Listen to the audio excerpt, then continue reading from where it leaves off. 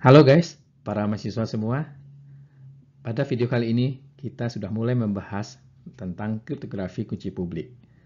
Kriptografi kunci publik memang usianya relatif lebih muda dibandingkan kriptografi kunci simetri. Kriptografi kunci simetri sudah digunakan sejauh berabad-abad sebelum Masehi. Sedangkan kriptografi kunci publik baru ditemukan pada tahun 1970-an.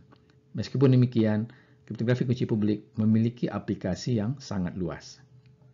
Pada video kali ini, saya akan membahas mengenai konsep kriptografi kunci publik dan apa kelebihan serta kekurangannya dibandingkan dengan kriptografi kunci simetri. Saya ucapkan selamat belajar dan selamat menyaksikan. Sampai akhir tahun 1970, hanya ada sistem kriptografi kunci simetri, yaitu untuk melakukan enkripsi dan dekripsi digunakan kunci yang sama. Baik pengirim dan penerima pesan harus memiliki kunci K yang sama untuk melakukan enkripsi dan dekripsi pesan. Pengirim pesan menggunakan kunci K untuk mengenkripsi pesannya, yaitu P, ya, dengan menggunakan kunci K menghasilkan ciphertext C. Kemudian ciphertext C ini didekripsi oleh penerima pesan dengan menggunakan kunci K yang sama, menghasilkan plaintext semula. Satu masalah yang timbul dalam penggunaan sistem kriptografi kunci simetri adalah bagaimana cara mengirim kunci rahasia atau kunci privat tersebut kepada penerima pesan. Sebab penerima pesan harus menggunakan kunci yang sama untuk mendekripsi ciphertext yang diterimanya dari pengirim pesan. Apalagi kalau misalnya antara pengirim dan penerima pesan tersebut terpisah secara geografis dalam jarak yang jauh. Bagaimana cara pengirim pesan ini memberitahu kepada penerima pesan kunci yang digunakan untuk enkripsi dan dekripsi? Kalau pengirim pesan mengirim kunci privatnya pada saluran publik kepada penerima pesan, misalnya melalui telepon, melalui internet, atau melalui pos surat, itu sangat tidak aman. Sebab kunci yang dikirim pada saluran publik sangat mudah disadap atau diketahui oleh pihak lawan. Oleh karena itu, kunci privat harus dikirim melalui saluran kedua, saluran privat yang sangat benar-benar aman. Jadi misalnya dikirim melalui jasa kurir yang terpercaya dan sangat terjaga keamanannya. Namun, saluran kedua untuk pengiriman kunci privat tersebut umumnya lambat karena memerlukan waktu dan mahal, yaitu memerlukan ongkos yang besar untuk mengirimkan kunci privat tersebut kepada penerima pesan. Oleh karena itu biasanya kalau kita membicarakan sistem kriptografi kunci simetri, diasumsikan bahwa pengirim dan penerima pesan tersebut sudah mengetahui kunci yang digunakan untuk enkripsi dan dekripsi. Bagaimana cara pengirim dan penerima pesan itu berbagi kunci rahasia, itu tidak dibicarakan bagaimana cara berbaginya. Mungkin antara pengirim dan penerima pesan tersebut pernah bertemu sebelumnya di suatu tempat, ya. Kemudian di tempat tersebut mereka berbagi kunci rahasia yang akan digunakan untuk mengenkripsi dan dekripsi pesan-pesan rahasia. Ide tentang kriptografi kunci publik atau public key kriptografi sebagai jawaban atas masalah pada kriptografi kunci simetri muncul pada tahun 1976. Di dalam sistem kriptografi kunci publik, pengirim dan penerima pesan memiliki sepasang kunci, yaitu kunci publik dan kunci privat. Kunci publik digunakan untuk mengenkripsi pesan, sedangkan kunci privat digunakan untuk mendekripsi pesan. Kunci publik tidak rahasia, sedangkan kunci privat rahasia. Hanya penerima pesan yang mengetahui kunci privatnya, sedangkan kunci publik dapat diketahui oleh siapapun. Kunci publik digunakan untuk mengenkripsi plaintext P, ya, menghasilkan ciphertext C.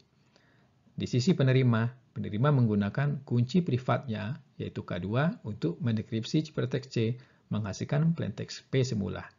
Jadi di sini di dalam bentuk persamaan, plaintext P dienkripsi dengan menggunakan kunci publik atau K1 menghasilkan ciphertext C, dan dekripsi ciphertext C menggunakan kunci K2 menghasilkan plaintext P. Sebagai contoh, misalkan pengirim pesan adalah Alice, penerima pesan adalah Bob. Alice mengenkripsi pesan dengan menggunakan kunci publik Bob. Kunci publik Bob tidak rahasia, dapat diketahui oleh siapapun. Bob mendekripsi ciphertext dari Alice dengan menggunakan kunci privatnya sendiri, yaitu kunci privat Bob. hanya Bob yang mengetahui kunci privatnya. Alice pun tidak mengetahui kunci privat yang digunakan oleh Bob. Sebaliknya, Bob ketika mengirim pesan kepada Alice, Bob mengenkripsi pesan dengan menggunakan kunci publik Alice. Kemudian Alice mendekripsi ciptateks dari Bob dengan menggunakan kunci privatnya, yaitu kunci privat Alice sendiri. Hanya Alice yang mengetahui kunci privatnya. Bob sendiri tidak mengetahui kunci privat Alice. Setiap orang di dalam komunikasi hanya mengetahui kunci privatnya masing-masing, sedangkan kunci publik setiap orang dapat diketahui oleh siapapun. Dengan mekanisme seperti ini, tidak ada kebutuhan mengirim kunci rahasia atau kunci privat seperti halnya pada sistem kriptografi kunci simetri. Karena kunci enkripsi tidak sama dengan kunci dekripsi, maka kriptografi kunci publik sering disebut juga kriptografi kunci nirsimetri atau asimetriki kriptografi. Istilah publik pada nama kriptografi kunci publik muncul karena kunci untuk enkripsi diumumkan kepada publik, jadi tidak rahasia. Misalnya kunci publik tersebut disimpan di dalam sebuah repositori atau sebuah tempat penyimpanan yang dapat diakses oleh publik. Atau misalnya diumumkan di dalam sebuah situs web yang dapat dibaca oleh atau diakses oleh siapapun. Hanya kunci privat yang rahasia, karena hanya pemilik kunci privat yang mengetahui kuncinya sendiri. Makalah pertama perihal kriptografi kunci publik ditulis oleh dua orang ilmuwan dari Stanford University, yaitu Whitfield D.V. dan Martin E. Hellman. Mereka menulis makalahnya di sebuah publikasi IEEE pada tahun 1976. Judul makalahnya adalah New Direction in Cryptography. Namun di dalam makalah ini, mereka belum mendefinisikan algoritma kriptografi kunci publik yang sesungguhnya. Baru masih merupakan suatu gagasan atau ide. Ini adalah screenshot halaman pertama dari makalah yang ditulis oleh Whitfield D.V. dan Martin E. Hellman yang berjudul New Direction in Cryptography. Di makalah inilah mereka membicarakan gagasan tentang kriptografi kunci publik. Ide tentang kriptografi kunci publik mirip dengan mengirim surat menggunakan kotak surat yang dapat dikunci dengan gembok. Ini adalah contoh sebuah kotak surat. Kotak surat ini dapat dikunci dengan menggunakan gembok, dan gembok ini memiliki kunci untuk membukanya. Misalkan Alice dan Bob akan berkirim surat dengan menggunakan sistem kriptografi kunci publik. Nah, analoginya dengan menggunakan kotak surat, gembok, dan kunci adalah sebagai berikut. Alice terlebih dahulu mengirim kotak surat dengan gembok dalam keadaan terbuka kepada Bob. Kunci gembok ini dipegang oleh Alice. Jadi di sini, gembok dalam keadaan terbuka dapat dianalogikan sebagai kunci publik Alice. Sedangkan kunci gembok ini dipegang oleh Alice dan dapat dianalogikan sebagai kunci privat Alice. Bob kemudian memasukkan surat atau pesannya ke dalam kotak. Lalu ia menekan gembok ini sehingga terkunci. Surat yang berada di dalam kotak dapat dianalogikan sebagai surat terenkripsi atau ciptateks. Kotak surat digembok dengan menggunakan kunci publik Alice. Bob kemudian mengirim kotak surat yang dalam keadaan gembok terkunci tersebut kembali kepada Alice. Alice menerima kotak surat yang telah terkunci dari Bob, lalu Alice membuka kotak surat dengan menggunakan kunci gembok yang dimilikinya. Kunci gembok yang dimiliki Alice dianalogikan sebagai kunci privat Alice. Membuka kotak surat dengan kunci itu dianalogikan sebagai mendekripsi surat. Hal yang sama juga dilakukan Bob jika membalas atau mengirim surat kepada Alice. Bob mengirim kotak surat dengan gembok dalam keadaan terbuka kepada Alice. Kunci gembok ini dipegang sendiri oleh Bob. Jadi di sini analoginya juga sama, yaitu gembok dalam keadaan terbuka itu dianalogikan sebagai kunci publik Bob. Sedangkan kunci gembok ini, kunci untuk membuka gembok ini, itu dianalogikan sebagai kunci privat Bob. Lalu Alice yang menerima kotak surat dalam keadaan gembok terbuka tersebut memasukkan suratnya ke dalam kotak. Lalu ia menekan gembok ini sehingga terkunci. Surat yang berada di dalam kotak dianalogikan sebagai surat terenkripsi dan kotak surat digembok dengan menggunakan kunci publik Bob. Lalu Alice mengirim kembali kotak surat tersebut kepada Bob. Bob yang menerima kotak surat lalu membuka kotak surat dengan menggunakan kunci gembok yang dimilikinya. Kunci gembok ini dianalogikan sebagai kunci privat Bob. Membuka kotak surat dengan menggunakan kunci privat Bob dianalogikan sebagai mendekripsi surat. Jadi, dengan mekanisme seperti ini, Alice dan Bob sudah berkomunikasi dengan menggunakan sistem kriptografi kunci publik. Analogi lainnya yang mirip tentang kriptografi kunci publik adalah seperti kotak surat yang terdapat di depan rumah atau PO Box yang disewakan di kantor pos. Baik kotak surat maupun PO Box dapat dikunci, dan hanya pemilik kotak surat atau pemilik PO Box yang memegang kuncinya. Alamat kotak surat yang merupakan alamat rumah atau alamat PO Box seperti 2548, 2549 ini dapat dipandang sebagai kunci publik. Sedangkan kunci kotak surat atau kunci PO Box ini dapat dipandang sebagai kunci privat. Siapapun orang dapat memasukkan surat ke dalam kotak surat ini atau ke dalam PO Box ini, namun hanya pemilik kotak surat atau pemilik PO Box yang dapat membukanya karena hanya ia yang memegang kuncinya. Karena kunci publik tidak rahasia, maka kunci publik, di sini simbolnya E, dapat dikirim melalui saluran yang tidak perlu aman atau unsecure channel, misalnya melalui saluran telepon, melalui internet, atau melalui pos surat dan sebagainya. Saluran yang tidak perlu aman ini mungkin sama dengan saluran yang digunakan untuk mengirim ciphertext.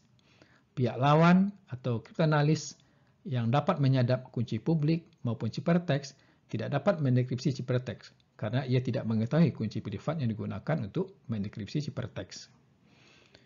Dengan mekanisme seperti ini, maka apabila Alice dan Bob berkomunikasi dengan menggunakan kriptografi kunci publik, maka Alice dapat mengakses kunci publik Bob yang disimpan dalam sebuah repositori publik melalui saluran publik yang tidak perlu aman tadi. Jadi misalnya kunci publik Bob disimpan di sebuah situs web, Alice dapat mengakses kunci publik Bob ini melalui internet. Kemudian Alice mengenkripsi pesannya dengan menggunakan kunci publik Bob, lalu mengirim ciphertext kepada Bob. Hanya Bob yang bisa mendekripsi ciphertext tersebut karena ia yang memiliki kunci privatnya sendiri. Terdapat dua keuntungan menggunakan kriptografi kunci publik. Pertama, tidak diperlukan lagi pengiriman kunci privat, sebab setiap orang memiliki kunci privat masing-masing. Hanya kunci publik yang perlu dipublikasikan kepada umum. Yang kedua, jumlah kunci dapat ditekan. Kalau menggunakan kriptografi kunci simetri, misalnya menggunakan AES atau DES, maka untuk berkomunikasi dengan N orang, diperlukan N buah kunci yang berbeda. Tetapi kalau jika menggunakan kriptografi kunci publik, maka setiap orang hanya perlu memiliki sepasang kunci saja, yaitu kunci privat dan kunci publik. Kunci publik orang lain dapat diketahui dari repositori publik. Jadi misalnya, kalau saya berkomunikasi dengan 100 orang mahasiswa, maka saya mengumumkan kunci publik saya kepada semua mahasiswa tersebut. Lalu berpesan, kalau misalnya mereka ingin mengirim pesan kepada saya, maka enkripsilah pesan tersebut dengan menggunakan kunci publik yang saya berikan. Hanya saya yang bisa mendekripsi pesan tersebut dengan menggunakan kunci privat saya sendiri. Begitu juga sebaliknya, kalau misalnya saya mengirim pesan kepada mahasiswa tersebut, saya hanya perlu mengetahui kunci publiknya. Kunci publiknya bisa saya ketahui dari suatu repositori atau dari suatu tempat penyimpanan yang dapat diakses secara publik. Kriptografi kunci publik didasarkan pada fakta bahwa melakukan enkripsi dan dekripsi itu mudah dilakukan. Tetapi, untuk menurunkan kunci privat dari kunci publik, itu hampir tidak mungkin dilakukan, atau invisible. Algoritma kriptografi kunci publik umumnya didasarkan pada persoalan integer klasik yang sulit untuk dipecahkan. 3 persoalan integer klasik yang menjadi dasar pengembangan algoritma kriptografi kunci publik adalah sebagai berikut. Pertama, persoalan pemfaktoran. Persoalannya berbunyi begini. Diberikan bilangan bulat n. Faktorkan n menjadi faktor-faktor primanya. Memfaktorkan bilangan bulat menjadi faktor primanya hanya mudah dilakukan untuk n yang kecil. Misalnya kalau n sama dengan 10, maka faktor primanya 2 dan 5. Kalau N60, faktor primanya adalah 2 kali 2 kali 3 kali 5. Semakin besar nilai N-nya, semakin lebih sulit. Misalnya untuk N 252.601, faktor primanya 41 kali 61 kali 101. Nah, kalau misalnya N-nya lebih besar lagi, misalnya 2 pangkat 13 kurang 1, maka faktor primanya ya itu menjadi semakin sulit untuk dihitung. Semakin besar nilai N, semakin sulit memfaktorkannya. Artinya, kalaupun bisa memfaktorkannya, itu membutuhkan waktu komputasi yang sangat lama. Inilah yang mendasari algoritma RSA. Persoalan yang kedua adalah logaritma diskrit. Persoalan ini berbunyi, carilah atau temukan X sehingga A pangkat X kongruen dengan B dalam modulus N. Contohnya, jika 3 pangkat X kongruen dengan 15 dalam modulus 17, maka X itu kongruen dengan 3 log 15 dalam modulus 17. Nah, ini nilainya adalah 6. Semakin besar nilai A, B, dan N, maka semakin sulit untuk menemukan solusi X ini, karena membutuhkan waktu komputasi yang sangat lama. Algoritma kriptografi kunci publik yang didasarkan pada persoalan logaritma diskrit adalah algoritma El-Gamal dan algoritma DSA. Sebagai catatan bahwa persoalan logaritma diskrit adalah kebalikan dari persoalan perpangkatan modular. Menghitung A pangkat X dalam modulus N menghasilkan nilai B itu mudah untuk dihitung. Ini adalah persoalan perpangkatan modular. Tetapi, mencari nilai X sehingga A pangkat X kongruen dengan B dalam modulus N, ini sulit dihitung. Inilah yang disebut dengan logaritma diskrit. Persoalan yang ketiga adalah elliptic curve discrete logarithm problem atau isi DLP. Persoalan ini berbunyi, diberikan P dan Q adalah dua buah titik di kurva eliptik. Carilah integer N sedemikian sehingga P sama dengan N dikali Q. Nah, algoritma kriptografi kunci publik yang menggunakan prinsip ini adalah elliptic curve cryptography atau ECC, yang merupakan algoritma kriptografi yang banyak dipakai pada perangkat mobile yang memiliki kemampuan prosesor dan memori serta baterai yang terbatas. Biasanya pada aplikasi-aplikasi IoT security itu menggunakan algoritma ECC ini. Ini contoh sebuah kurva eliptik. Nanti kita akan membahas secara lebih khusus algoritma elliptic curve kriptografi ini pada video kuliah tersendiri. Baik kriptografi kunci simetri maupun kriptografi kunci publik, keduanya memiliki kelebihan dan kekurangan masing-masing. Kelebihan kriptografi kunci simetri adalah, yang pertama, proses enkripsi dan dekripsi pesan membutuhkan waktu yang singkat. Kedua, ukuran kunci yang digunakan untuk enkripsi atau dekripsi umumnya relatif pendek. Misalnya 64 bit atau 128 bit dan sebagainya. Dan umumnya kunci yang pendek tersebut mudah untuk diingat. Ketiga, autentikasi pengirim pesan langsung dapat diketahui dari cipreteks yang diterima. Karena kunci hanya diketahui oleh pengirim dan penerima pesan saja. Jadi ketika penerima pesan mendekripsi pesannya dengan menggunakan kunci yang sama dengan pengirim pesan, maka ketika hasil dekripsinya menghasilkan pesan yang bermakna, maka ia dapat menyimpulkan bahwa pesan tersebut memang betul berasal dari pengirim yang sebenarnya. Karena hanya mereka yang mengetahui kunci rahasia tersebut. Namun demikian, kriptografi kunci simetri memiliki beberapa kelemahan. Kelemahan yang utama adalah bagaimana cara mengirim kunci simetri tersebut kepada penerima pesan. Kunci simetri harus dikirim melalui saluran yang aman dan tidak boleh sama dengan saluran yang digunakan untuk pengiriman pesan. Kedua entitas yang berkomunikasi harus dapat menjaga kerahasiaan kunci ini. Yang kedua, kunci harus sering diubah. Jadi mungkin pada setiap sesi komunikasi, kunci harus sering diganti supaya komunikasinya menjadi lebih aman. Sedangkan kriptografi kunci publik memiliki beberapa kelebihan sebagai berikut. Pertama, hanya kunci privat yang perlu dijaga kerahasiaannya oleh setiap entitas yang berkomunikasi. Tidak ada keperluan mengirim kunci privat kepada penerima pesan, sebagaimana halnya pada kriptografi kunci simetri. Yang kedua, pasangan kunci publik dan kunci privat tidak perlu sering diubah, bahkan dalam periode waktu yang panjang sekalipun. Yang ketiga, kriptografi kunci publik dapat digunakan untuk mengamankan pengiriman kunci simetri. Jadi kunci simetri yang digunakan untuk komunikasi antara pengirim dan penerima itu dapat dienkripsi dengan menggunakan kunci publik si penerima pesan. Penerima pesan kemudian mendekripsi kunci simetri tersebut dengan menggunakan kunci privatnya, sehingga ia dapat menggunakan kunci simetri untuk mendekripsi pesan-pesan dari penerima pesan. Misalnya, algoritma simetri yang digunakan adalah AAS atau DES. Nah, jadi kunci untuk AAS dan DES tersebut diamankan dengan cara mengenkripsinya dengan menggunakan kunci publik si penerima pesan. Inilah yang dinamakan dengan hybrid kriptografi atau kriptografi yang menggabungkan antara kriptografi kunci simetri dengan menggunakan kunci publik. Yang keempat, beberapa algoritma kunci publik dapat digunakan untuk memberi tanda tangan digital pada pesan. Tentang tanda tangan digital ini akan dijelaskan pada materi kuliah selanjutnya. Namun, kriptografi kunci publik memiliki beberapa kelemahan sebagai berikut.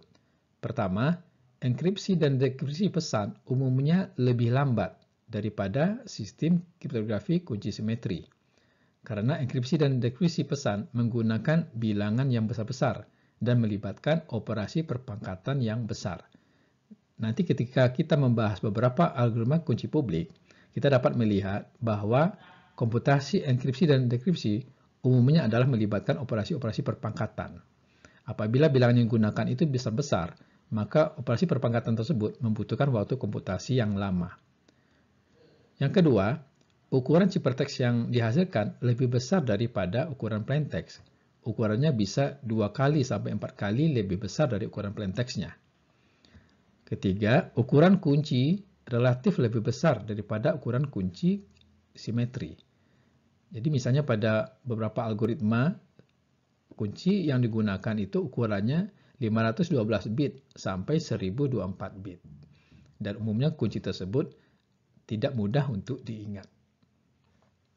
Yang keempat, karena kunci publik dipublikasikan kepada umum dan diketahui secara luas, maka ia dapat digunakan oleh siapapun untuk mengirim pesan kepada pemegang kunci publik tersebut. Sehingga ciphertext yang diterima oleh pemilik kunci publik tidak memberikan informasi mengenai autentikasi pengirim. Siapa yang mengirim ciphertext tersebut itu tidak dapat diketahui. Yang kelima, tidak ada algoritma kunci publik yang terbukti aman. Karena kebanyakan algoritma kunci publik mendasarkan keamanannya pada sulitnya memecahkan persoalan-persoalan aritmetik seperti pemfaktoran, logaritma diskrit, dan sebagainya, yang menjadi dasar pembangkitan kunci. Selama belum ditemukan algoritma yang mangkus atau efisien untuk menyelesaikan persoalan-persoalan yang sulit tersebut, maka algoritma kunci publik dianggap masih tergolong aman. Meskipun kriptografi kunci publik berusia relatif muda, yaitu baru ditemukan pada tahun 1976, bandingkan dengan kriptografi kunci simetri yang sudah digunakan berabad-abad sebelum Masehi, tetapi algoritma kunci publik mempunyai aplikasi yang sangat luas. 3 aplikasi penting dari kriptografi kunci publik adalah untuk mengenkripsi dan dekripsi pesan. Nah, ini dapat menggunakan algoritma RSA, Rabin, Elgamal, SSC, dan sebagainya. Yang kedua, kriptografi kunci publik dapat digunakan untuk membangkitkan tanda tangan digital. Tujuan tanda tangan digital adalah untuk membuktikan autentikasi pesan maupun autentikasi pengirim. Algoritma kunci publik yang dapat digunakan untuk tanda tangan digital adalah algoritma RSA, Elgamal, DSA, dan SSC. Yang ketiga, algoritma kriptografi kunci publik dapat digunakan untuk melakukan pertukaran kunci. Tujuannya adalah untuk mempertukarkan kunci simetri antara pengirim dan penerima pesan. Algoritma kriptografi kunci publik yang dapat digunakan untuk pertukaran kunci ini adalah algoritma Diffie-Hellman. Demikianlah pembahasan kita mengenai pengantar tentang kriptografi kunci publik. Pada video selanjutnya kita akan membahas beberapa algoritma kriptografi kunci publik. Sekian dan saya ucapkan selamat belajar dan sampai jumpa pada video selanjutnya.